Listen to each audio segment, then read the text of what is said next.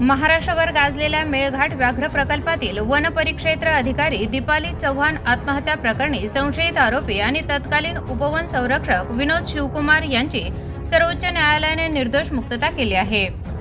वरिष्ठांची कठोर वागणूक म्हणजे आत्महत्येस प्रवृत्त करणारे वर्तन ठरत नाही, असा निर्वाळा यावेळी न्यायालयाने दिला।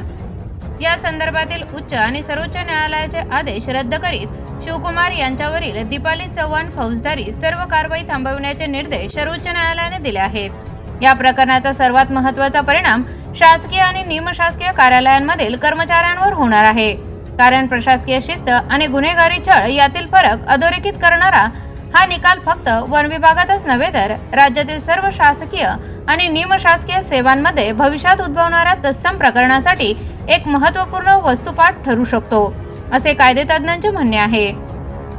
वरिष्ठ अधिकारी कामातील त्रुटीवर जाब विचारू शकतात, कारणे दाखवा नोटीस देऊ शकतात, शिस्तभंगाची कारवाई करू शकतात, कामगिरीवर नाराजी व्यक्त करू शकतात किंवा प्रशासकीय आदेश देऊ शकतात। या कृती केवळ कठोर किंवा अप्रिय आहेत म्हणून त्यांना आत्महत्येस प्रवृत्त करण्याचा गुन्हा म्हणता येणार नाही, असे सर्वोच्च न्यायालयाने स्पष्ट केले।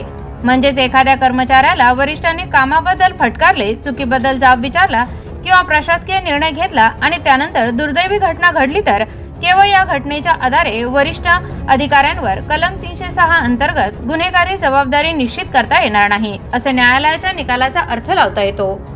लहान मुलांपासून मोठ्यांपर्यंत लेडीज जेंट्सचे चप्पल, शूज, सॅन्डलसाठी पंढरपुरातील एकमेव सुप्रसिद्ध भव्य शोरूम SR फुटवेअर। ओरिजिनल ब्रँड्सचा विविध व्हरायटीच्या हजारो स्टॉक ICC बँकच्या शेजारी नवी पेठ, पंढरपूर। प्रोप्रायटर शहाजी बापूराव 83 29 45 45 84। न्यायमूर्ती सतीशचंद्र शर्मा आणि न्यायमूर्ती एन कोटेश्वर सिंह यांच्या खंडपीठाने हा निकाल दिला। शिवकुमार यांच्या वतीने ॲडव्होकेट वरद किलोर यांनी युक्तिवाद केला। 25 मार्च 2021 रोजी दीपाली चव्हाण यांनी स्वतःवर गोळी झाडून घेत आत्महत्या केली होती। त्यांच्या आत्महत्येनंतर सुसाईड नोट आढळून आली होती। यात विनोद शिवकुमार यांच्यावर मानसिक छळ, दडपण आणि मुद्दाम त्रास देण्याचे गंभीर आरोप करण्यात आले होते। या प्रकरणी शिवकुमार यांच्या विरोधात भारतीय दंड संहितेच्या कलम 306, 504 व 506 अन्वये गुन्हा दाखल करण्यात आले होते।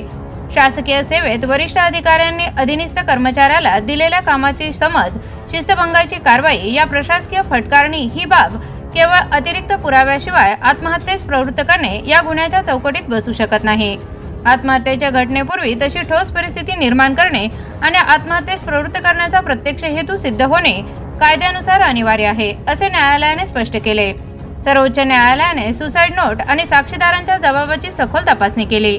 यामध्ये नमूद केलेल्या बहुतेक घटना, जसे की कामातील त्रुटीवरून दिलेली कारणे दाखवा नोटीस, जंगलातील ट्रेकिंग, अतिक्रमण हटविणे आणि गाव पुनर्वसनाशी संबंधित वाद, या बाबी आत्महत्येच्या अनेक महिने आधी घडलेल्या होत्या। न्यायालयाने स्पष्ट केले की आत्महत्येच्या अगदी जवळच्या काळात आत्महत्येस थेट प्रवृत्त करणारी कोणतीही घटना घडल्याचे दिसून येत नाही। शासकीय कर्तव्य बजावताना वरिष्ठांनी दिलेले आदेश, शिस्तीचा बडगा आणि कामगिरीबद्दल व्यक्त केलेली नाराजी हा प्रशासकीय प्रक्रियेचा भाग असतो। केवळ सुसाईड नोटमध्ये आरोप आहेत म्हणून थेट गुन्हेगारी जबाबदारी निश्चित करता येत नाही।